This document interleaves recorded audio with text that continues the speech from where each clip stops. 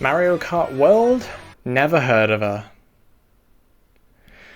Because I can't afford her. Yeah, although this is my first video back and I would love to, give the algorithm a little tease to give me a boost, I can't talk about the latest games because I have no money. So my broadcast has to resort to Mario Kart 8 Deluxe, which I've now been stuck with for, nearly 8 years?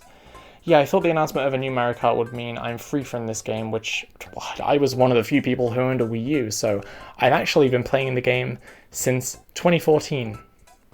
11 years ago.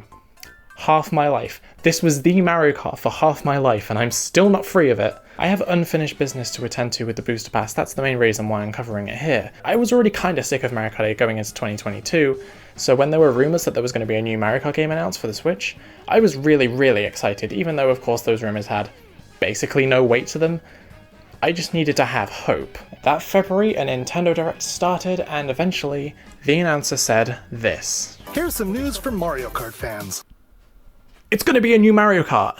We've been working on remastering select courses from across the Mario Kart series, and we'll be releasing them as paid downloadable content. Okay. Obviously, in hindsight, this is completely fine. We now know that this was as a stopgap release. The whole booster pass was to tide us over. Once Mario Kart World was delayed from the Switch to the Switch 2, and they realized they weren't going to get it out in time.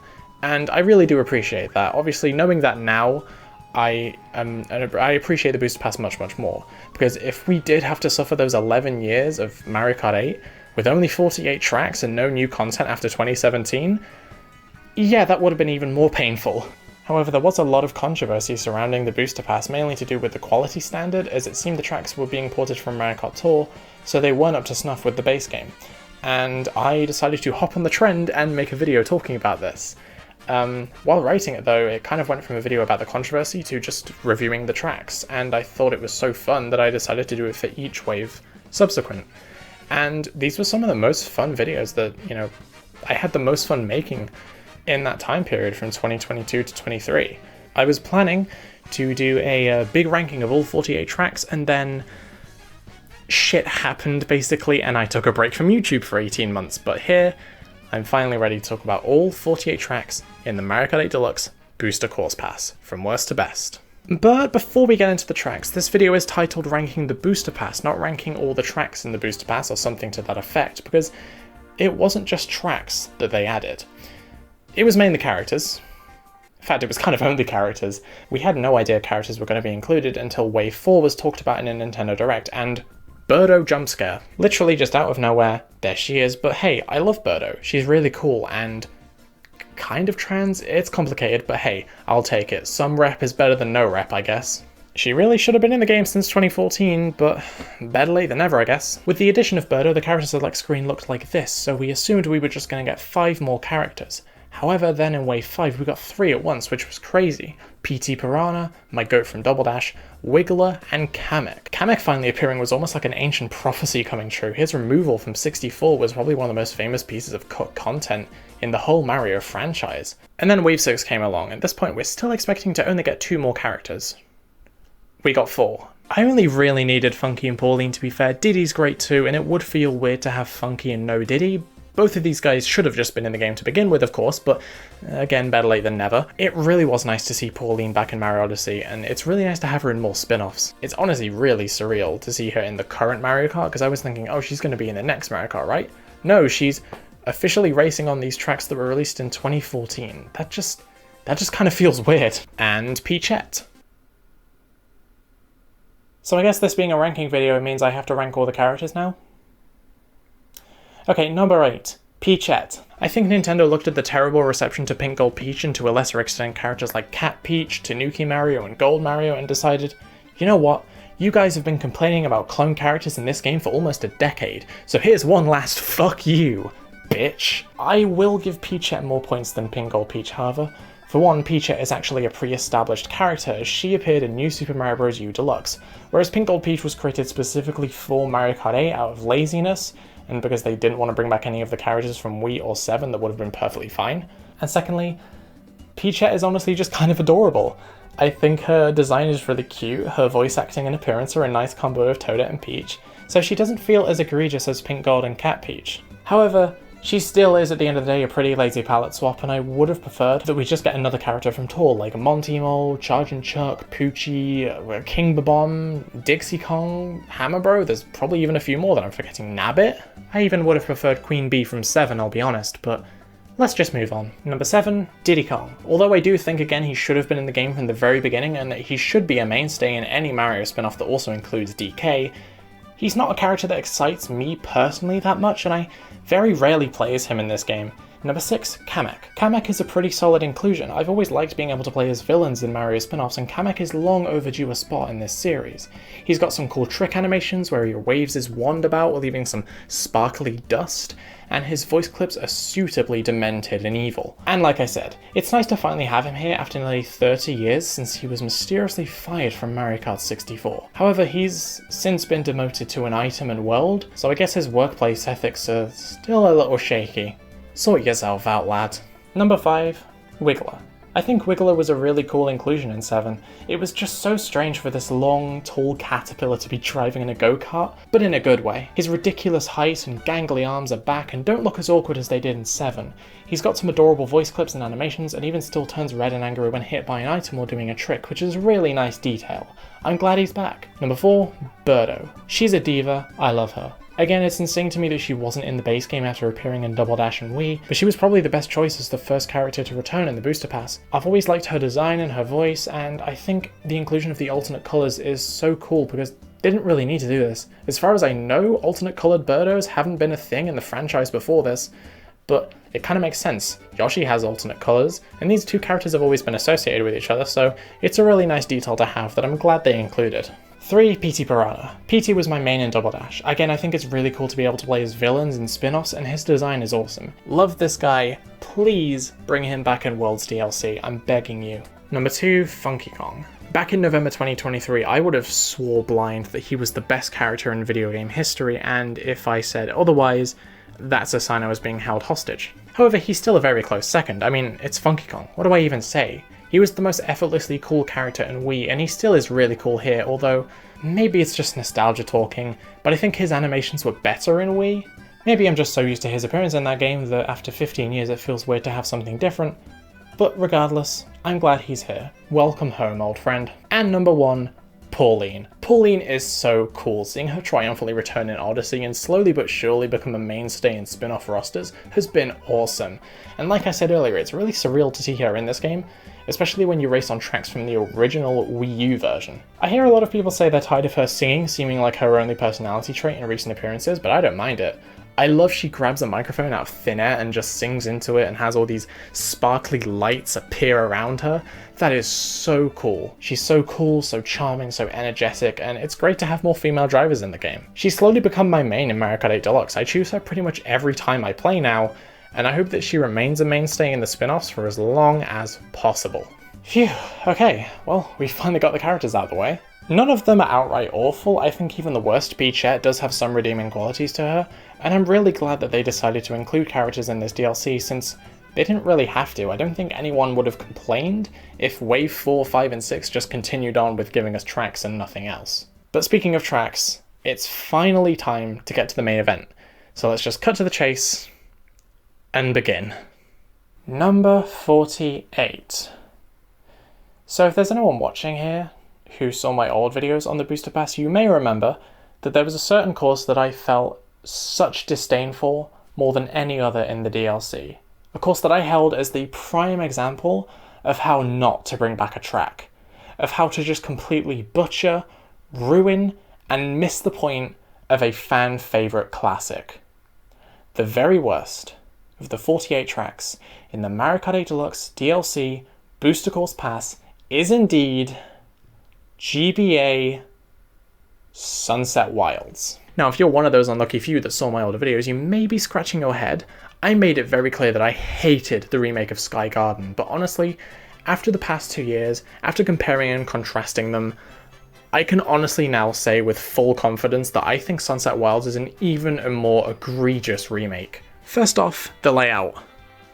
What am I looking at? This is barely even the same track. I mean, they gutted 2 huge U-turns from the end of the track and replaced them with 2 pathetic jumps. Well, how exciting, am I right? Look at how squiggly and detailed the original map is. Now look at the Mario Kart 8 one. It's horrendously simplified. To me, the track is also way too wide, and it just feels so spacious and empty now, which isn't really a problem with any of the other GBA remakes in the booster pass to me. Also, unlike those other GBA remakes, there was no elevation added except for those 2 pathetic jumps at the end, so it feels so flat and lifeless. They also removed the Shy Guys in tents. These were really cute obstacles in the original. You run into one and a Shy Guy latches onto your cart and takes coins away from you and such. And here they're just sort of dancing around awkwardly. They're pathetically easy to avoid and aren't really obstacles in the slightest. So honestly, I don't even know what the point of even having them on the track was at all. Just put them off to the sides if they're not even going to do anything worthwhile. On top of that, visually this track just really doesn't cut it. The mud to me is way too shiny and plasticky and just looks so out of place. They put these horrible multicolored blocks that just really don't fit with the rest of the track. They just look awful. I don't need to justify this. They just look awful. And of course, the most egregious thing about any remake of any track in this entire series, the sun doesn't set. That's right, it isn't Sunset Wilds anymore, it's just Wilds. Now, when this course initially released, people online were trying to defend it by saying, "Oh well, you know, you're just nitpicking, Mario Kart 8's lighting engine can't support dynamically changing lighting in skyboxes," which turned out to be complete bullshit because modders got this working within like 2 weeks of the DLC releasing. If amateur modders can do this in their spare time, then Nintendo, the experienced multi-billion-dollar company, could definitely set aside an extra day of development to get it implemented. I mean, come on, are we seriously using this excuse? Yeah, I know the booster pass had a schedule they probably had to abide by, but you're seriously telling me they couldn't have set aside a few more days of development to program in this defining, memorable feature of a fan favorite track? And if they couldn't include it, why bother bringing this course back in the first place? They knowingly put in an inferior remake of this track, and because of that, we're probably not going to see it again, at least not for several games. And you know the worst part is, after seeing Mario Kart World, if they held off on this track and put it in World, that would make the most sense out of any game ever, as that game literally has a dedicated day-night cycle. What the fuck are we doing here, dude? I'm sure if they were remaking this track for any other game in the series, if they were remaking it for 7, the base game of 8, if they were remaking it for World, and if regardless of World it did have a day-night cycle or not, they would have included the sunset. But since this was DLC for a game that had been out for nearly a decade at the time, I guess they just saw it as low priority. They thought, oh, no one's gonna complain, at least not enough for us to change our minds, considering they have changed their minds and fixed things in the past and could very easily do so again. It really sucks. You spend 20 years waiting for a remake of Sunset Wilds to come around, and when it finally does, it turns out to be the worst track in the entire game. And yeah, I'm talking the entire Mario Kart 8 Deluxe package. I honestly think out of all 96 tracks, there's nothing more insulting than this one. And you know what? I'll honestly give credit to GPA Sky Garden. 3 years ago, I couldn't have even fathomed saying that. But if you just take it as it is and not as a remake, if you ignore the fact that it's a terrible remake of its original course and just look at it as on its own merits, it's fine. It's still not that great, and we'll get to it very soon. Don't you worry your little head. But I can play it and still have some semblance of fun on it. The only thing I feel when playing Sunset Wilds is this burning pit of despair in my stomach that implies I'm never going to feel true joy or happiness ever again. Fuck this course. Let's move on to the next one. Number 47, SNES Mario Circuit 3. Why is this here? What the hell is a polar bear doing in Arlington, Texas? It honestly absolutely baffles me that they decided to bring back Mario Circuit 3 out of any track from any game. I mean, even just from Super Mario Kart. Why not bring back Vanilla Lake? We haven't seen that in a console game since the original. Why not one of the Bowser's Castles? Or Mario Circuit 4, finally. The one Mario Circuit that you just refused to bring back for some reason. Heck, for some reason it wasn't even in Tour, and that game has practically every track under the sun from this series. This is probably the most insulting pick in the DLC. Sunset Wilds is the most insulting course, like in the way it was brought back. But this is the most insulting choice for a track, like at its core. Like, if you come up to me in the street and just say, they're bringing back Sunset Wilds and I don't know yet that Sunset Wilds sucks, I'll go, oh wow, really? I love Sunset Wilds, that's awesome. Hope they don't mess it up. But if you come up to me and say, they're bringing back SNES Mario Circuit 3, I just say, again? Why? I do like the visuals, it's very colourful, but this brings up a bit of a problem that people had with the Booster Pass. The more simplistic, cartoonish art style, yeah, it doesn't look amazing. I do like it when Mario looks more cartoony like this. It does feel more Mario, you know? But it clashes way too much with the realistic style of the base game, and it just feels kind of weird, man. Like, I know we all clowned on this tweet when it was made for obvious reasons, but in my mind it brings up a perfectly valid point that the graphics of the Booster Pass just aren't as detailed as the base game, and that really sucks. It's not even like a problem with a different art style, it's the lack of detail. Again, it just doesn't look as good. I mean, you compare the cartoony style of Tour and the Booster Pass to the cartoony style of World, and it's a night and day difference. So yeah, it's a video about the Booster Pass. I had to fit the whole graphics discussion in there somewhere, and my opinion's pretty much the same as everyone else's. The art styles clash, and the cartooniness doesn't even look that great as a baseline. This applies to basically the whole DLC, so I won't make too many more comparisons between the base game and the DLC's visuals. Moving on from the visuals, I mean, it's a SNES track, what do I even say? Not that all SNES tracks are inherently awful, but they're not the most exciting things in the world, are they?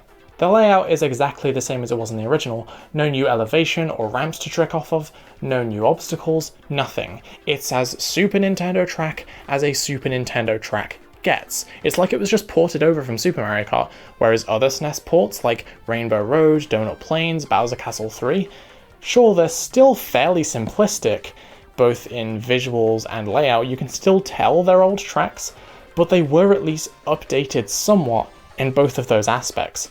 Mario Circuit 3 feels like it's lost in time, like it doesn't belong here. Number 46, Tokyo Blur. This one I never really got along with. I've never been to Tokyo personally, in real life. In fact, the only city represented in this game I've been to in person is... well, take a wild guess. Fortunately, this course is visually and gameplay-wise so boring. The only obstacles in the entire track are easy to avoid thwomps, the layout is pretty simple and uninteresting with barely anything to keep you engaged. And again, despite having never been there myself, I don't think it really does a good job of capturing Tokyo all that well at all. I've never been to Madrid, but when I'm racing on Madrid Drive, it does kind of feel like I'm racing in Madrid. Never been to Amsterdam, but when I'm on Amsterdam Drift, it kind of does feel like I'm in Amsterdam. When I'm racing on New York Minute, all I want to do is drive into a bodega and grab a hot dog with extra onions. But on Tokyo Blur, it kind of just feels like I'm on just another Mario Kart track, and not a particularly exciting one. Number 45, 3DS Toad Circuit. I will never understand why they brought this track of all tracks back. I mean, I guess it makes sense for one of the first tracks in the Booster Pass to be a starter course, but... really? 3DS Toad Circuit? GC and Luigi Circuit would have been a much better choice. Sure, that track already returned in DS, so that would have been double dipping, which I'm not usually a fan of in this series, but hey, it's cool. It's cute and quirky and fun and interesting. Everything that Toad Circuit kind of isn't. It's not like it's completely devoid of entertainment value, but it's 3DS Toad Circuit, come on, it's just so nothing. It's not offensively bad like Sunset Wilds, of course, but it's also not, like, good. 3DS Mario Circuit would have been much more exciting to see, so yeah, really disappointing. Number 44, oh boy. You know how long I've been waiting for this? 3 years ago when I made my very first video on the Booster Pass, I was absolutely flabbergasted by this course. It was a complete affront to everything I ever loved. Sky Garden was one of the best tracks in both Super Circuit and when it returned in DS, and this is just... I don't even know what to say. Back in 2022, I considered this the worst remake of any track in Mario Kart history, and the worst track in Mario Kart 8 Deluxe. And as I said earlier, both of those titles have since been overtaken by Sunset Wilds. But even though I placed Mario Circuit 3 and Tokyo Blur below Sky Garden in this ranking, I'd still consider Sky Garden to be the second worst remake in the series. Let me explain. So how did it go in a ranking of the Booster Pass from last place to second to last and then eventually fifth to last? Well, like I said, it may be a terrible remake, but if you just ignore the fact that it's trying to be a remake of Sky Garden, it's still somewhat fun, I have to admit. It's really short, very simplified, but honestly, in isolation, as its own thing, it's fine. Not great. I'd hesitate to even call it good, but it's not the worst thing I've ever played. I do honestly think, ignoring its shortcomings as a remake, from a gameplay standpoint, it's more fun than Tokyo Blur Toad Circuit in Mario Circuit 3. As a remake though, I mean, yeah, it's fucking horrendous. This is one of the most mutilated track layouts in the entire series. It's barely even the same course anymore. It doesn't resemble the original in any way whatsoever. Like, if you showed me this with no context and asked me to name which retro course it was, it'd probably take me like 30 minutes before I could possibly guess Sky Garden. They didn't even keep the aesthetic. That beautiful, unique, turquoisey colour palette from the original is just completely gone in favour of brown bricks. I do like all the extra details in the background, the beanstalks, the airships and mushrooms, and the paratroopers watching us spectators. That's pretty cute. And the music is great. Probably my favourite thing about the course. But between the butchered layout that keeps like less than half of the interesting turns the original had, and the removal of that wonderful turquoise aesthetic that the original had, yeah, this is still like the second worst remake in series history. Not as bad as I initially thought in terms of the booster pass as a whole. Again, I do think it is slightly more enjoyable than the tracks below it, but my god, this is still one of the worst tracks in not just the booster pass, but the entire game as a whole. Again, I'm not a fan of double dipping, but if they just put a good remake of Sky Garden in Worlds DLC, I will be the happiest woman alive. Number 43. So now we're kind of in the territory of mid tracks. The next 10 or so are going to be ones that I don't have too much to say about. For good things, I can just gush about them, and for bad things, I can go on angry, shouty tangents like I did with Sky Garden and Sunset Wilds. For tracks that are sort of just there, though, yeah, I'm gonna not really have too much to say. I'll still try and explain all of my thoughts, though, because there's bound to be at least one or two controversial hot takes in there somewhere. I don't think me listing Sky High Sunday near the bottom, though, is going to be one of them. I know Sky High Sunday has its fans. I'm personally not one of them, though, and I know that like the kind of overall consensus is that, yeah, it's pretty mid. Much better in World. I wish I was talking about that version, but unfortunately, no. There's not really a lot that excites me. The layout is incredibly basic, but all the ramps you can trek off of about halfway through do help in breaking up the monotony. But still, it's an oval. There's only so much fun you can have on an oval. If your course layout is this simple, you need to have something. This ain't no baby park. This course is also entirely anti-gravity, which kind of makes the jumps feel a bit floaty and sluggish, and it doesn't feel great sometimes. Graphically, yeah, it's pretty simple. I used to think it was even worse, but it has like slightly grown on me. It's very vibrant and colourful, but in terms of detail, it is honestly kind of shocking, even by booster pass standards. Yeah, this one's fun, but as I stated, mid.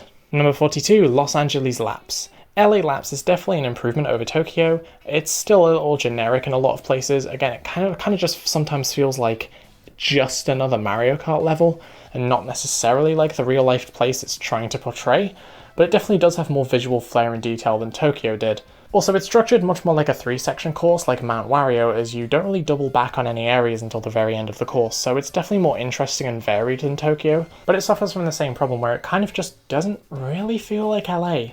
Nothing here screams Los Angeles to me except from maybe the baseball stadium, and that's a damn shame. Number 41, New York Minute. Man, the US just can't catch a break, can it? Yeah, unfortunately, I've never really been much of a fan of New York Minute. For a track based on like the most culturally significant and varied city on the planet, I feel like they didn't get nearly as ambitious as they should have done. I get that this was the first ever city track in Mario Kart Tour, but I still feel like there's just so much missed potential here. We do, of course, have some landmarks, like we start the race in Times Square, go through Central Park, but where's the Statue of Liberty, for example? Just feels like there's a lot of missed potential again. The layout of the track itself is fine enough, I do have fun on it, but it isn't super exciting, and I think the inner city areas look really ugly. I just don't like the way all these reflective windows look. They look really overly bright and garish. The bloom effect is not doing it any favours. So yeah, unfortunately, this is a pretty disappointing one in my opinion. Number 40, Wii Daisy Circuit. As a kid, Wii Daisy Circuit was one that I always kind of glossed over and didn't really think much of, but I've grown to appreciate it a lot more as the time goes on. It's much more interesting and has a much more unique, pleasant vibe than your other circuit courses. And when it was announced to be coming back in Wave 6 of the Booster Pass, I was really excited, and then really disappointed. Don't get me wrong, it wasn't butchered as much as Sunset Wilds and stuff were, you know, it's still mildly enjoyable, but there's two things about it that just make it feel really off, in my opinion. Firstly, the visuals. The original track's skybox was a pure, deep orange and it looked amazing, really setting it apart from all the other circuits, and the lighting as well really added to the course's vibe. The entire track was bathed in this orange glow wherever you went and it just looked so warm and inviting and magical. Here though, that orange glow is nowhere to be seen and the skybox is just kinda like any other skybox. It feels much more washed out and visually bland now, and secondly, I don't know if this is just me, but the course feels way too wide. Like, inconsistent sizing is probably more into nitpick territory. Maybe it's just because I've played so much of the original that I'm too used to it. But yeah, the course just feels way too big and barren and a little slower to go through now because of that. Again, maybe that's just me. Maybe I'm just too used to the original. But for those reasons, this was a really disappointing one for me, and one that I elect never to really play on. Again, maybe it's just me. Maybe I'm just too used to the original feeling. But yeah, for those reasons, this went from being like in the top half of my favourite tracks in Wii to being one that I pretty much never touch in this game. Number 39, here we go, London Loop, time for me to be biased. Except, kind of not really, as you can tell it's still fairly low down in the ranking. London Loop isn't as bad in my opinion as some other people think it is, but yeah, I'll admit a lot of it is kinda just roads with nothing really happening. There are quite a few landmarks and iconography visible around the track, which is nice, but not much on the track itself. The only landmarks you drive on or through are Leadenhall Market, which I guess is cool, but it only lasts like 3 seconds, and you can just as easily avoid it, which is the path I always take as it feels much quicker. And apparently this drawbridge you drive across is supposed to be Tower Bridge, but it's so short and pathetic that it just seems like any old drawbridge. I literally didn't know it was supposed to be Tower Bridge until I looked it up on the Mario Wiki for this video. I know that a fair amount of the other cities represented in this game have like their own transport systems, like, you know, New York and Berlin, but we don't really see much of those represented. On Berlin and Bangkok, we very briefly drive on train tracks and we get to drive alongside trams in Amsterdam, and that's cool and all. But I think we really should have had an entire section, maybe even an entire lap, on London Loop dedicated to the Underground. Like, the London Underground is such an important and iconic part of not just London culture, but I'd say British culture as a whole. Imagine how cool it'd be to have a Super Bell subway-like segment where you enter a station and go down onto the tracks racing alongside some trains and then come out of the end of another station. That right there is the biggest missed opportunity for this course by far, and it's so disappointing to think about. Also, I'm not really a fan of how this course looks in terms of its colour palette. Yeah, I know it's kind of a meme that Britain is always so grey and dreary, but yeah, I'm not saying you have to make the track rainy and miserable like GBA Luigi Circuit or something, but just changing the colour palette around, making it a bit cooler, adding some more blues and greens, I think really could have gone a long way in making it feel a bit more like London. You feel me? I don't know, I'm just spitballing here. This track definitely does the best job so far in this list of representing its real-life city, but it still isn't the most exciting track in the world to me. Music is really great though, probably the best thing about the track for me. Number 38, Berlin Byways. It's nothing spectacular, but it's at least a bit more varied and interesting than London Loop. Visually, it's kinda bland, but I do like how the Berlin Wall is adorned with Mario graffiti, that's adorable. And the track itself is okay. This one actually incorporates a lot more obstacles and features than, say, London Loop, such as dash panels, a glider ramp, thwomps, and for the one and only time in any city course in the booster pass, traffic. Yeah, this is the only city course to have any oncoming traffic as obstacles. That's kinda crazy, to be honest. It seems like it would be fairly easy to implement them in a lot of the tracks, but I guess that gives Berlin Byways a point above the rest. Unfortunately, it's still not enough to save it from being kind of mid. Great music though again, seriously, the composers absolutely popped off in this DLC. 37, 3DS Rosalina's Ice World.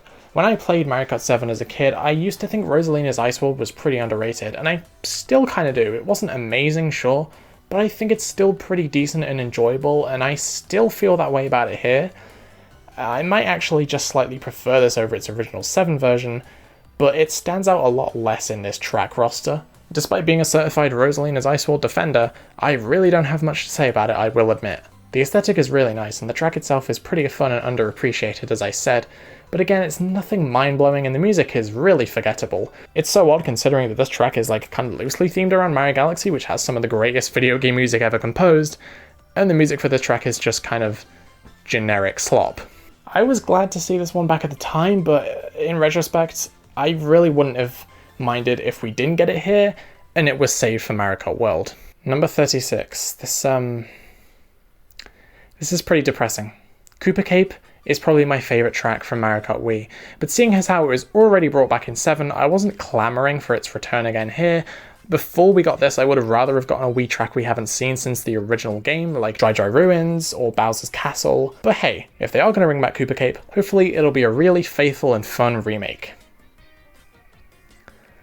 Well, it kind of wasn't. Don't get me wrong, this is still a fun enough track. They didn't completely ruin Cooper Cape. It's still fairly fun to play on, but man, this is easily the weakest version of it by far. Firstly, the scale. Like with a lot of other tracks, the scale is kind of off, but this time it's feeling a bit smaller to me. It especially feels this way in the middle section with the rapids. It feels like not only is this section now over way too quickly, which is a damn shame as it was super fun in the original, but also it's no fun to navigate when there's a lot of racers here because everything just feels so cramped and tight. And then we come to the underwater tunnel, which was like the most coolest ever thing as a kid. Oh my god, it's like being in one of those aquariums where like there's the glass dome over you or something. And here it's a half pipe. Now it was already a half pipe in 7, so this isn't a 8 exclusive downgrade, but like, guys, 7 was like a decade ago. You had a decade to respond to like pretty much everyone saying that the half pipe was a downgrade and you doubled down on it. Not only that, but it's also anti-gravity for some reason, and there's this half pipe ramp which is just kind of superfluous and it doesn't feel that fun to navigate. They also still haven't brought back those spinning electric thingies that shrink you, and it was like a kind of fun thing in Wii to time using the rapids for a speed boost, but also to avoid getting shocked and shrunk. Why do we keep having to make this section worse every time we get it? And in terms of visuals, I honestly think the original was way better looking. I much prefer the darker grey rocks compared to these ugly brown ones, and overall the track just seems a lot less colourful and very visually simplified. It's still Cooper Cape, don't get me wrong, it wasn't butchered as much as some others, but man, this really makes me miss what we had. I much would have preferred, again, to get a track like Dry Dry Ruins or Bowser's Castle from Wii before this one got ruined yet again. 35, Merry Mountain. The vibes of Merry Mountain are quite simply immaculate. It captures that warm, Christmassy, cozy feeling just so unbelievably well, and the track itself is fairly fun too. It's pretty simple, sure, but driving up the train tracks for a speed boost and making our way up this snowy peak, adorned with presents and candles, is again just so cool. The vibes do carry this track, I'll be real. The layout is, as I said, pretty simple, but the vibes are just so pleasant. It's kind of become a little tradition for me on Christmas morning to play this track. Just because it was one of the most recently added tracks in December 2022, and I happened to be playing through 8 Deluxe as the clock struck midnight on Christmas Day, and I was like, hey, why don't I play Merry Mountain? It's fitting. And because I play this game so often, I just so happened to do the same thing in 2023. And so I made a deal to do it in 2024. And now I guess for the rest of time I have to keep up the tradition of playing Merry Mountain on Christmas morning, so here's to many more years of Merry Mountain. Number 34, Amsterdam Drift. When I initially looked at this one when it released, I wasn't too big on it. And while I still don't think it's anything incredible, I have warmed on it. Especially the second lap. I used to think this whole underwater section was clunky and unfun, but I really enjoy it now. Tricking off the water onto a boat above, the part where the path splits up and down. I really like the aesthetic too, especially the part with all the flowers. The music is decent and still really reminds me of the ARMS theme.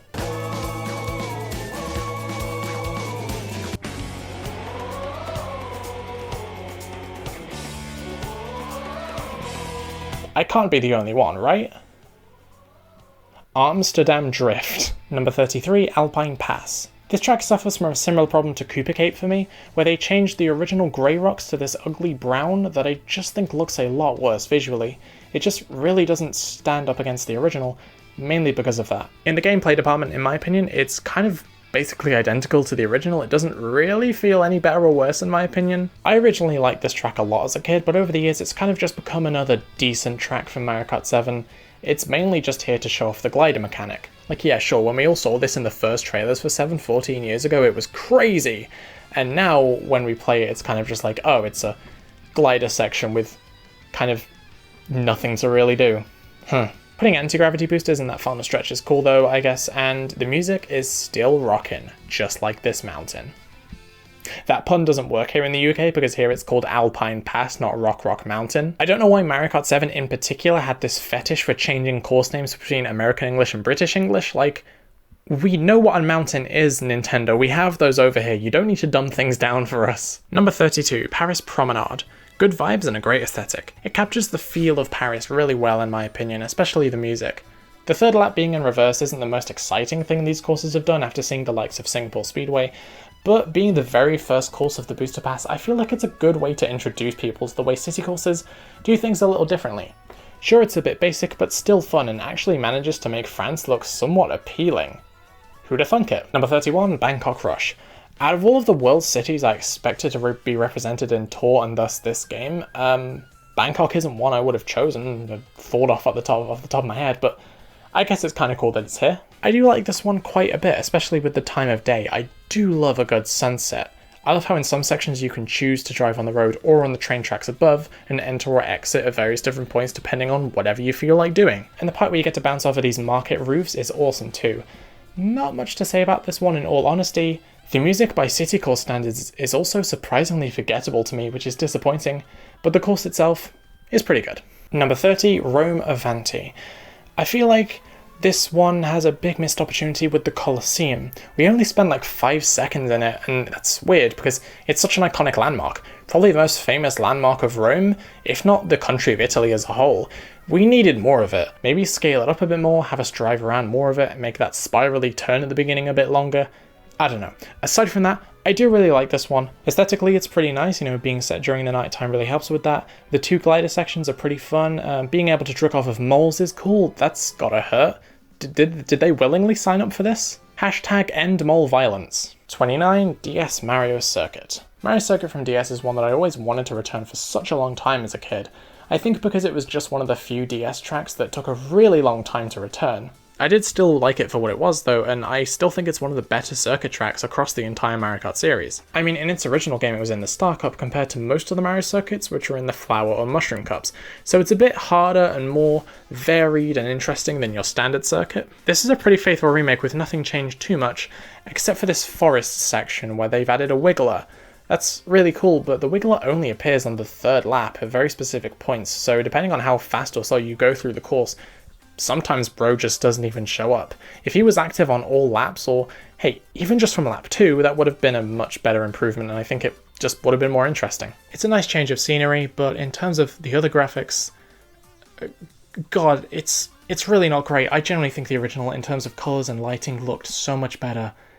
That's embarrassing. Number 28, GBA Boo Lake. Boo Lake was not particularly interesting or even that great in Super Circuit, but here it's received one of the biggest glow-ups of any track from that game. I mean, the original didn't even have a lake, there was just nothing there.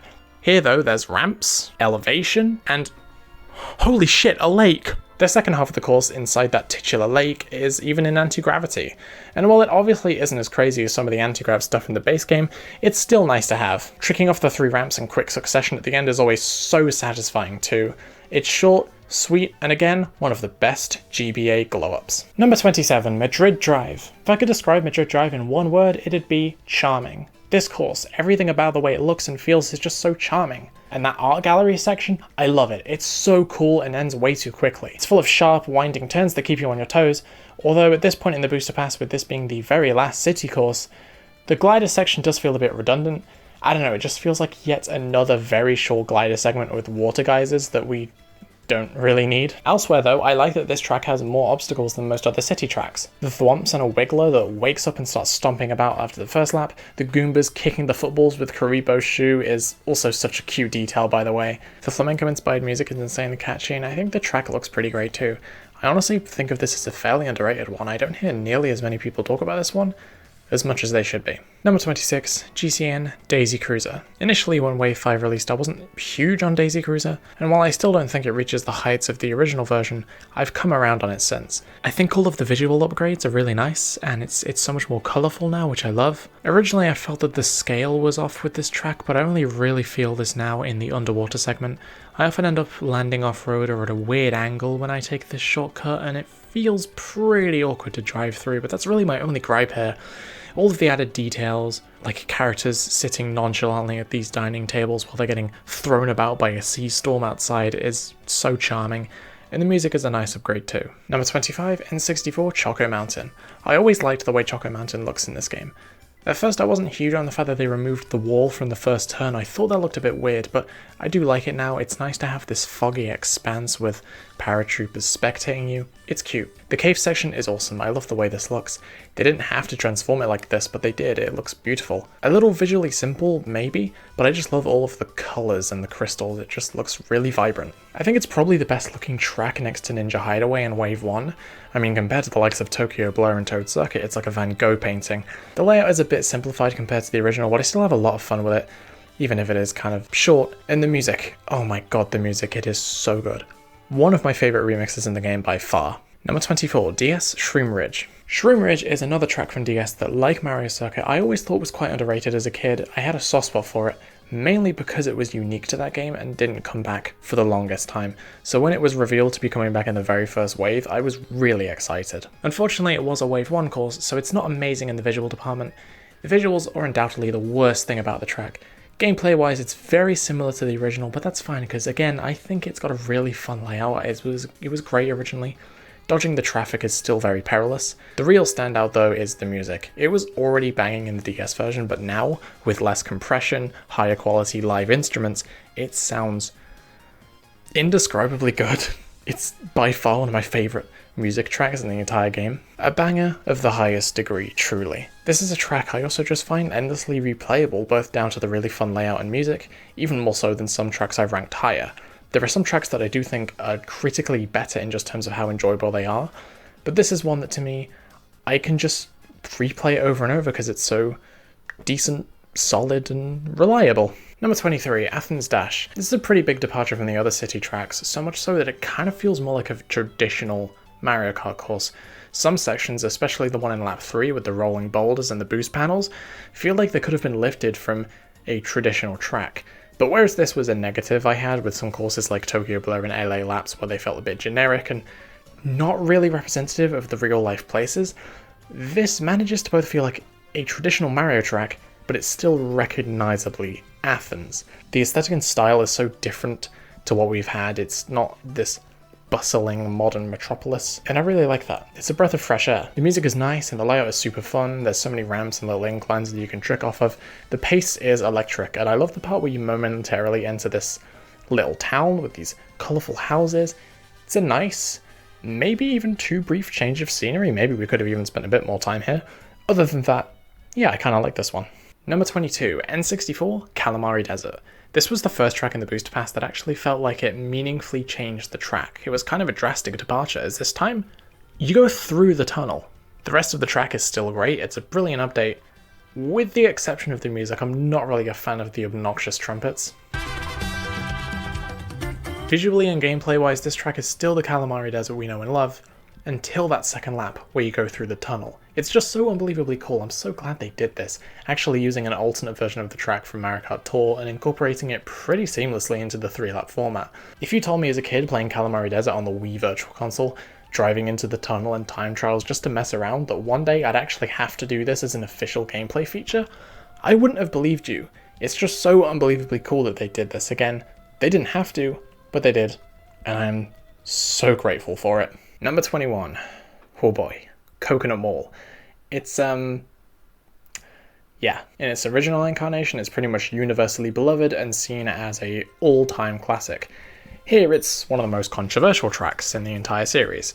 Me, personally, I always thought the hate was a bit overblown, to be honest. I do definitely see some of the complaints. It is a downgrade in some areas, but this is not the worst track in the world by any means. Yeah, it does suck now how there's no dash panels at the end, and especially that the cars don't go back and forth, but I'm glad they at least went back and made them turn around in a circle. It's better than nothing, but yeah, it's still not great. Again, between this and Cooper Cape's Tunnel, I really don't know what the obsession is with changing Wii courses for the worse for seemingly zero reason. Like, was there anything wrong with how this was originally? Why do we keep needing to have worse versions of these tracks, Nintendo? Aside from that, this is a pretty faithful remake.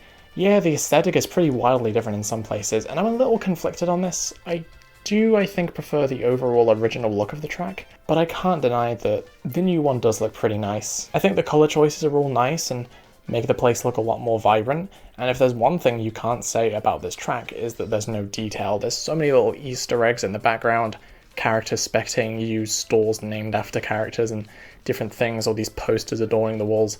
It's really cool. Sure, it does lose a bit of the charm with the kind of, you know, in the original we had me faces from your console plastered onto the walls. That was really cool. Still wish they did that, but I still really like the way this one looks, I can't lie. If you could combine the aesthetic and style of this version with the cars and dash panels at the end and the Miis adorning the sidelines from the original, I think you'd have an all-time top-tier banger on your hands. As it stands though, although, sure, it's not as good as what we had back in 2008, I think the hate for this one is again pretty overblown. Number 20, Riverside Park. Okay, Riverside Park straight up looks beautiful, right? Like, I can't be the only one who thinks this looks on par with the base game, surely. Also, what the hell is up with the quality of the GBA tracks being so all over the place? 2 of them are some of the worst in the entire package, and then so many of them just look absolutely gorgeous and play pretty damn well too. Anyway, Riverside Park. The layout is a bit simplified from the original, but it feels nowhere near as egregious here as it does with some others. The track is still loads of fun despite being short, and got such a glow up. It's got more obstacles like Patuis, who have the 4th best name of any species in this franchise behind Slugug, Snootle, and Gooble, which are actually fully unique to this track and don't appear anywhere else in the game. The final spiral, which used to be completely flat, is now a cave section with you jumping dramatically through a waterfall at the end. That is so cool. I think I would have preferred them to bring back Lakeside Park, as that's essentially a longer, more detailed, more interesting take on this same aesthetic or concept. But regardless, it's another great GBA remake. Number 19, SNES Bowser Castle 3. I mean, now we're fucking talking. For God's sake, this is what Mario Kart 3 should have been, but it wasn't, and that fact haunts me, and will continue to haunt me for at least the rest of this video, so I need to get this done right away, so I can never think about that track ever again. Bowser Castle 3. It's just incredible. This barely even resembles the original track in the slightest, and that's actually a positive this time. This is not a Sky Garden situation, it's the exact opposite. This is a complete reimagining from head to toe, and it looks gorgeous. The visuals are completely on par with the base game, so detailed, so brilliantly lit, just outstanding. The music is great, and for a Super Mario Kart course, this is an absolutely insane remake with tons of elevation, new ramps, and the ending section. Oh my god, don't even get me started. Actually allowing you to drive up on these high up walls and be a test of balance or the controls is so freaking cool. I originally had this in like the mid-20s on the ranking because it just felt so wrong to possibly rank it any higher, but the more I thought about it, the more it honestly is just one of the best tracks in the Booster Pass and definitely the best SNES remake in the history of the series. Surely the next game will continue that, right? Right. Number 18, DS Peach Gardens. Just like Calamari Desert, I was pleasantly surprised by this one. This was never really a favourite of mine as a kid in DS and Wii, and yeah, it came back in Wii, and again, I'm not really a fan of when they double dip on retro tracks. So initially, when this was announced to be included, I was pretty disappointed, but upon playing it, I mean, as you can probably tell by its placement in this list, it's one of the best tracks we got. I think I do still prefer the original versions. I think this course was at its absolute peak in Mario Kart Wii, but this is still a damn good version. Like some other tracks, the scale is noticeably wider, and at points it can feel a bit empty and barren because of that, and the hedges and flower beds were a lot taller and I think just looked better, whereas here they're really flat, but I'll admit that's kind of a nitpick. They also replaced this small part where you weave between hedges with a simple drive around an easy to avoid piranha plant. That's a pretty lame change. But despite all these gripes, Peach Garden still manages to be really, really fun. That is, until you get to lap 3, where it becomes great, because like Calamari Desert, they took some creative liberties and added a new pathway that was there but was blocked off in the original. And from there you do the 3rd lap in reverse, complete with a new glider section. Just like the tunnel in Calamari, this is a great way to put a new spin on an old track that they didn't need to do, but I'm glad they did. Number 17, Sydney Sprint. Considering my only exposure to Australia through media has been Mad Max, I'm pretty disappointed, nowhere near as hardcore as I thought it would be. But in all seriousness, this is definitely one of the best city tracks from Tour. Visually it's very nice and very busy, there's a lot going on in the background, and a lot of landmarks are represented here, so that's great. It really does feel like it has a bustling city vibe to it, without it being another skyscraper-filled metropolis like New York or London. And the layout is a lot of fun too. Can't beat those reverse third laps, am I right? And I'm a firm believer that there is truly nothing in this life as satisfying as managing to trick off of every single ramp in that long middle stretch. Good visuals, great gameplay, and the music, God, it just makes me want to put the controller down and start dancing. It is so good. Someone give the sound team 3 Michelin stars, because they cooked. Okay, number 16. Now, before you call me crazy, yes, Vancouver Velocity is this high on my list. In a lot of rankings I've seen for the Booster Pass or even Mario Kart 8 Deluxe as a whole, I've seen this track have not the best reception. I don't think there's anyone out there who outright despises it, but a lot of people seem to regard it as just good or even mid. It's like the community as a whole is saying, we think this track is just okay, and then I come in like, we? There is no we. I, for one, love Vancouver Velocity. Firstly, the visuals. Yeah, I'll say it again, it's ported from Tour, so it is a little simple. Sure, but in terms of the aesthetics, my god, this track is legitimately beautiful in my opinion. For one, the inner city areas look so much better than, say, New York, which has a very similar style, but here the skyscrapers don't have that horrible reflective effect on the windows that I really hated there, and so the inner city areas look a lot nicer and more appealing. But this track really shines outside of the main central area. Shines quite literally, because the northern lights are in the sky, which looks great. Heck, the whole skybox is really pretty. The snow-capped trees in the background, colourful fairy lights adorning the bridge, autumnal leaves strewn across the road. Everything about this track visually to me just works and looks lovely. And that music? Yeah, it's peak. Not as good as Sydney's music, but if this was a ranking of the game's soundtrack, they'd probably be swapped. They're both incredible. In terms of its layout, it's also really fun. It's got a lot of winding turns, the anti-grav bridge in the first lap is really cool. My only minor gripe with this track in the gameplay department is the hockey stadium on the second lap having the exit on the left instead of in the centre. It does feel a bit awkward. I always tend to turn to the right, so maybe it's a me situation, but I always end up having to do a really drastic course correction that feels kind of awkward. I know that me placing this above Sydney Sprint is probably going to be a little controversial, but yeah, that's just the way I feel. They are genuinely both so good, and I think Sydney is probably on par with Vancouver in terms of raw gameplay, but it's the visuals that really just barely push it over Sydney for me. Now, if the Sydney Sprint fan community could just put down their pitchforks and torches, we can all move on with the ranking. Yeah, I see you there in the back. You put that down, young man. You're going to have someone's eye out. 15. GBA Snowland. This was a pleasant surprise. I didn't play too much of Super Circuit when I was a kid, but Snowland was one I always liked and it stood out to me, even if that screen shake effect was a bit annoying. I mainly loved it for the purple colour scheme, as purple is unique and different compared to other snowy areas in video games, as well as purple obviously being my favourite colour, so I was really happy to see it finally return here in the DLC. The ice road isn't as purple as it was originally. I'm going to try not to crash out over that and just accept it. The course does look nice though. They at least kept the purple in the sky, and I love all of the changes, like starting on a raised bridge, going through a little foresty area before going downwards to the ice lake and then back up again to finish the track. These penguins make for cool obstacles. No pun intended. Trying to chase after the moving item boxes can be fun, and the music is so sweet and charming. Perfectly charming? That's not a word. And the music is so sweet and charming, perfectly capturing those winter vibes.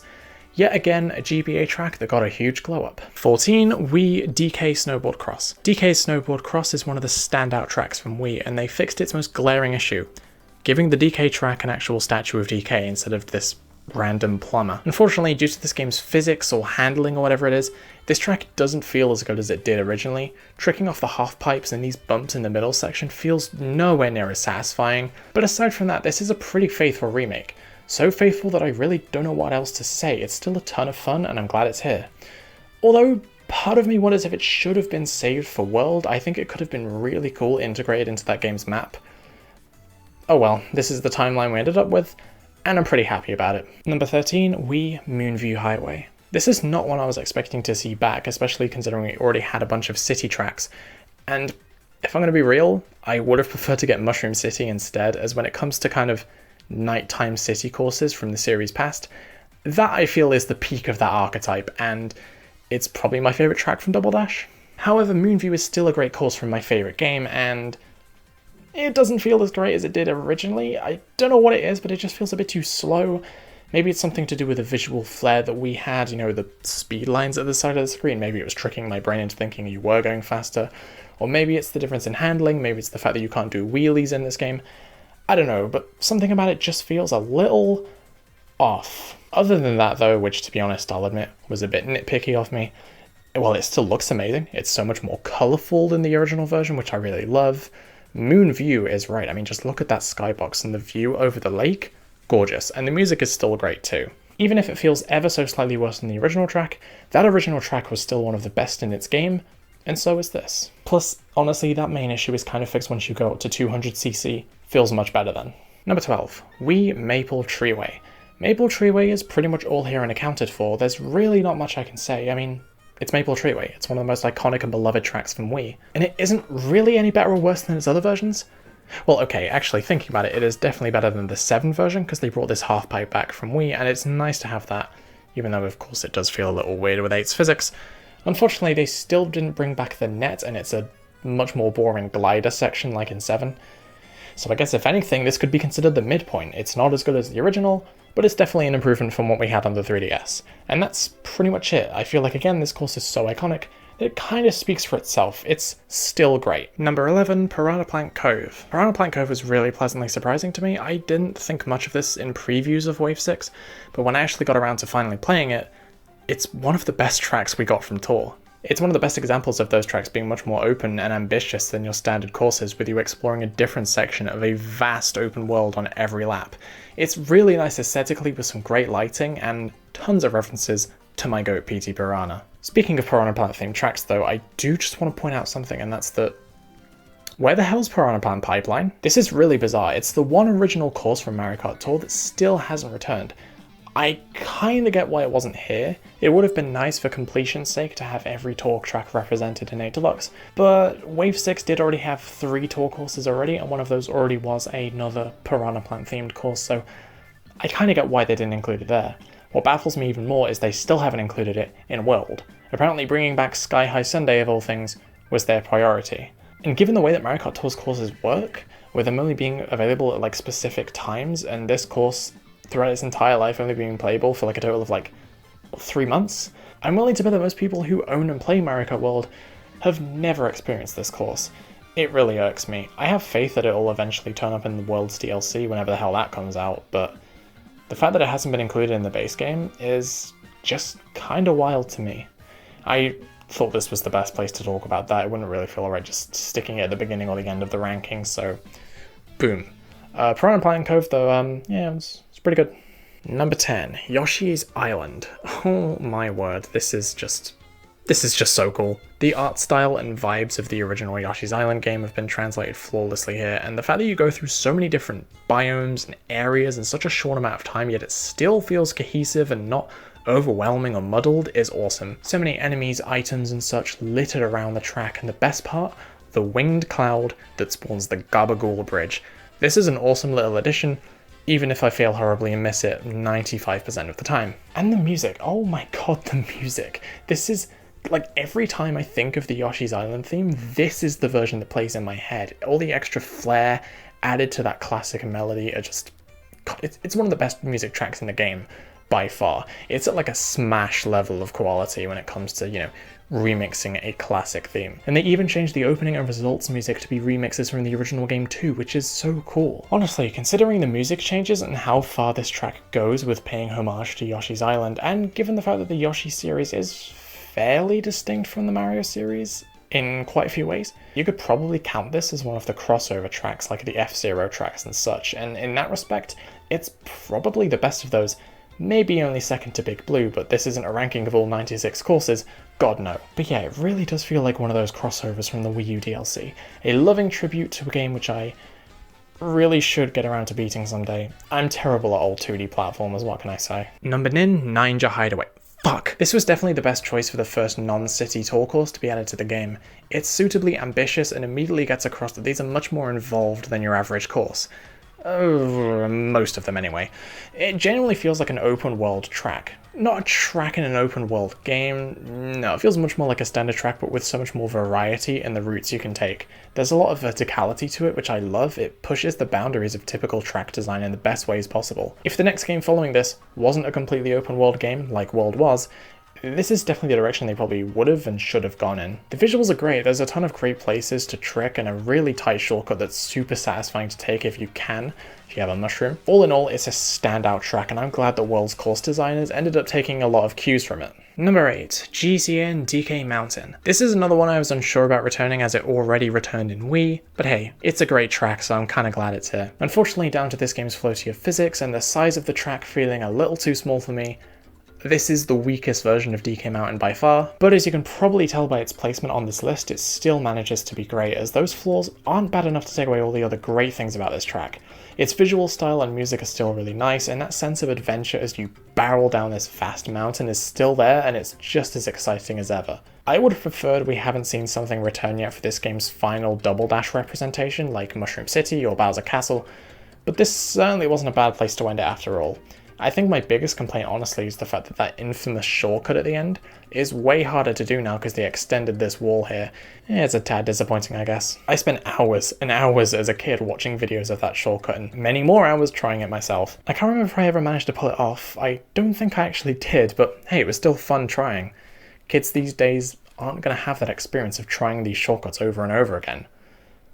Kids these days. I'm 22, I sound like an old grandma. Number 7, Singapore Speedway. Okay, now this is a city course. Far and away the best one in the game. It's just firing on all cylinders. So many great turns and tricks to do, these adorable Goombas in their floaties. The Chinatown segment is a nice change of scenery. And speaking of scenery, this is the most colourful and vibrant looking of the bunch, especially with the Helix Bridge and those coloured water geysers that you can trick off of. It just looks insane. The music, another absolute banger. Please tell me these composers and musicians got insane paychecks, because oh my god, they cooked so unbelievably hard with all of these. There's really not much I can say short of glazing this track so hard that it kind of becomes boring, so I'll leave it there. Less is more. This track is just incredible. Number 7, Mushroom Gorge. I feel like Mushroom Gorge is just a really hard track to fuck up. Sure, the 7 version wasn't as good as the original, but that was mainly down to the 3DS's hardware limitations, and it still managed to be a lot of fun. This version feels like the best of both worlds, along with having a brilliant aesthetic. I've seen some people harp on the visuals and call them simple, and yeah, sure, I guess they are a little, that's just a symptom of being ported from Tor.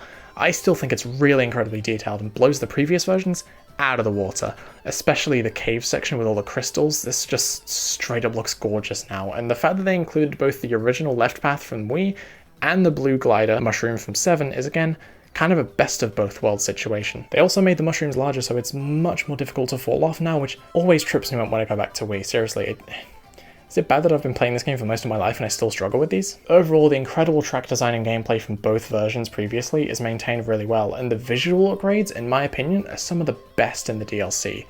And the music is pretty much unchanged, but that's completely fine because that original music track is an absolute banger. Number 5, GCN Waluigi Stadium. This was the first of only 3 GCN tracks that made it into the Booster Pass.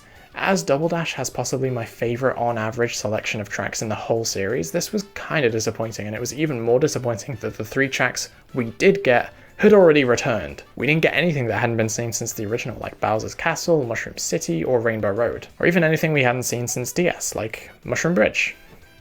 I like Mushroom Bridge, but like I've been saying throughout this video, the other 2 GameCube tracks we got were pretty good, and that definitely remains the case for this one, obviously. Waluigi Stadium was peak then, and it's still peak now. In fact, this is even better than the original, although I'd hesitate to put it above the Wii version. The original was already a standout track, but when half pipes were introduced in Wii, that's when it really became peak. This course just really works with the half pipes and fits Wii's more extreme sports sort of vibe more. But like I said earlier with DK Summit, the half pipes do feel off in 8 Deluxe, and that's why I think this just narrowly doesn't reach the heights of the Wii version. Really narrowly though, like I gotta stress, it is so narrow. It's like as narrow as... I don't know. I'm like the first human being to ever need an analogy for something that's narrow, and I'll be honest with you, I've got nothing. Point is, it's really close. The track's design at a base level is still so good and so enjoyable that slightly worse physics still make it the 5th best track in the DLC in my opinion. The stadium aesthetic is on point, the new anti-gravity platforms are super satisfying to just barely land on and get some extra boosts, and the remix is super catchy. I would say that this is Waluigi's finest moment, but... Number 4, DS Waluigi Pinball. 2 stellar Waluigi tracks in a row? and people still have the gall to say he isn't the GOAT. Waluigi Pinball is still great here. This is probably the best version of it in my eyes. They basically left it unchanged in the gameplay department. It feels no worse than either of its two previous versions, but visually, it's a standout among the first two waves. Super vibrant and full of detail. Maybe it's a little tourified, sure, but like I said, it's still so vibrant and colourful that you don't really notice that, and it kind of has a more of a slot machine Las Vegas-y type look to it, which I just love. A surprising amount of people complained that the music they used here was the same as they used on DS Wario Stadium, as these tracks shared music in the original game. I'm not really sure why people complain, because it literally just is the Waluigi Pinball music. Like, it's the same song, but with better instruments. It's just the same but better. How is that not fitting of... Nintendo fans are never fucking happy with anything, dude. They even kept the unique item roulette sounds from the original. What's not to love? Okay, well, the only criticism is that they didn't keep the cool sound effect when you go into the final hallway.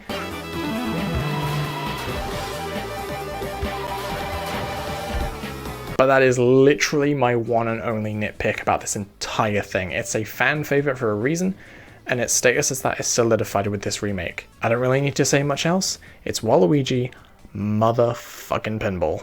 Number 3, Wii Rainbow Road. Given the fact that your recovery time is way quicker in it, this version feels a lot less perilous, but I don't think that's to the course's detriment. It's not completely devoid of challenge. It's still got a degree of difficulty, as any multicolored motorway in this series should, but I like that it feels a bit more relaxed compared to the original. There it was the finale of the new courses in its game, and it was a suitably difficult challenge, whereas here it's more of a final nostalgic trip down memory lane to round out the DLC. And the course also looks amazing. This Rainbow Road is the best in the series. I thought it was 3DS's, but no. Like, it's almost too colourful. The fact that I'm gushing this much about a texture must mean something, right? They even kept the original detail of your character setting alight when they fall off the track. That is so cool that they brought that back. I had such a big dumb grin on my face the first time I saw that. The music is still wonderful, possibly even better than originally, and just evokes pure nostalgia to me, but I can honestly say without nostalgia that it's one of the best tracks in not just the DLC but the entirety of 8 Deluxe. I originally had this at 5th place, below the 2 Waluigi tracks, but later changed my mind. But there's still 2, of course, that I think are better than this, starting with number 2. When it was initially announced, I was not expecting the goddamn bathroom course to be such a banger. I mean, I assumed it was going to be good, because from Sky High Sundae to Merry Mountain to Yoshi's Island, the tour tracks were just getting better and better.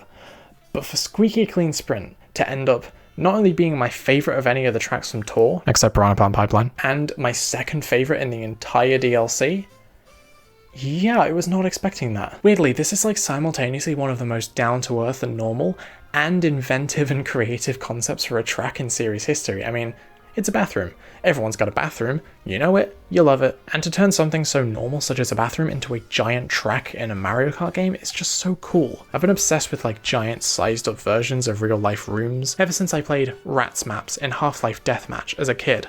I always found these to be so surreal and charming, seeing a bedroom or kitchen or bathroom blown up to giant proportions and running around and playing in it like a bunch of little rats. Most games out there that give you the tools to create your own maps have at least one of these, usually FPSs, and they're always so awesome to me. And seeing Mario Kart finally take on this idea is great. I've wanted to see a track like this for years, and it didn't disappoint. You start off by diving into this bathtub, then you go through a drain with a cool shortcut through a wedding ring. Okay, nice reference to Odyssey, by the way. Back out to a wide turn with a fan pushing you back and shampoo or soap or something acting as off-road material. Then you glide up and get blasted with a bidet. That's gross, but when you use that to boost up to the upper level, from there there's a variety of paths to take around the starting area, which is really cool. Honestly, I think my one criticism of this track is that the bidet is only active from lap 2 onwards, so you can only really take these alternate paths once at the beginning of lap 3. That's pretty disappointing. I think it should have been active for the entire race, but that's it.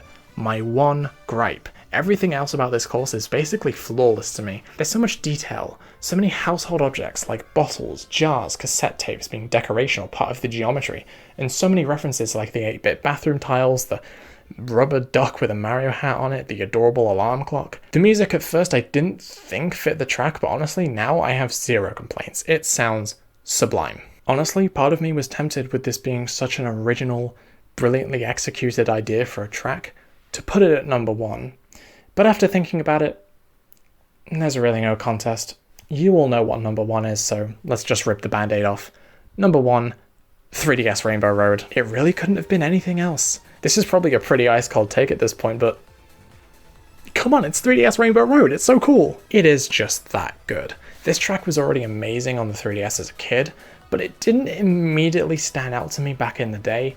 I still thought it was great back then, of course, but it wasn't one of my favourites, nor was it one that I immediately thought of when I thought about 7.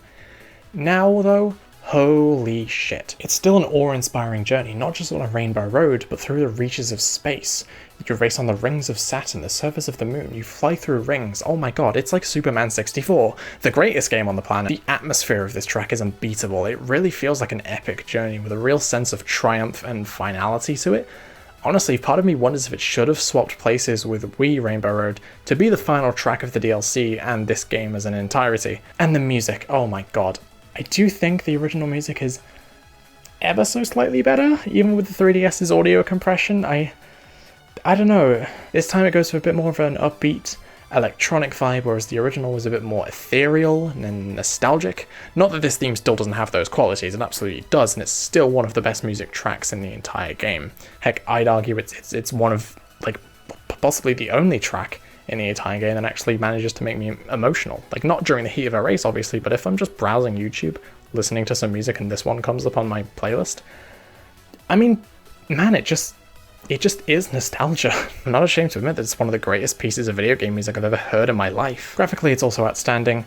Like I said, I very narrowly thought this was the best looking road we'd ever had, but it's a close second. It's super colourful though, and that slight translucency is a nice touch. And the skybox, the blindingly bright sun, the beautiful nebulae and supernovas in the background, it just looks incredible. Really, what else do I say? I mean, everyone on the internet has glazed this track to oblivion since its release, so I think I'll just leave it there.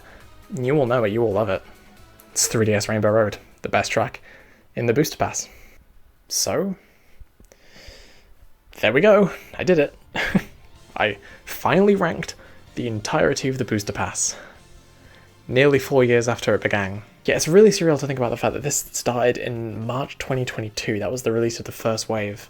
And, I mean, I didn't mean to take this long to get this video out, obviously. I originally planned to get this done right after Wave 6 launched, so like early 2024. Whoops. But hey, better late than never. Those original videos that I made on every wave of the Booster Pass as they were coming out, those were all so fun, like some of the most fun videos I've ever made in my time on this platform, and it was really, really fun chipping away at this video over the many, many months that it took for me to finally kind of come back and start doing this again. I've had so much fun talking about this series. I've realised that, like, Mario Kart is one of the most fun things to talk about, and I have a lot more ideas planned to talk about the series. You know, Mario Kart 8 in general, I mean, not even just Deluxe, but the original game. I was one of the very few people who owned a Wii U. This was the first game I ever pre-ordered in my life. First game I ever got on day of release. And that was May 2014. I was in my last year of primary school. And it took another 11 years. It took many things changing for there to be a new mainline game, not counting Tour, and not counting 8 Deluxe, because that's a port. The fact that this was like the Mario Kart game for literally half my life is really surreal. Feels weird to be finally kind of done with it. I can kind of just move on from it now, whenever I eventually can afford to get a Switch 2 in Mario Kart World, but hey, one day. Although it was never perfect, especially not at launch, and even now still, with all of the content updates it's gotten over the years, it doesn't really need to be. Mario Kart 8 is still a game that I'm gonna cherish forever, that I've made so many memories with, and I'm always gonna love it. Is what I would say if it was actually good, but I mean, we all know that a game without Piranha Plant Pipeline is actually trash, so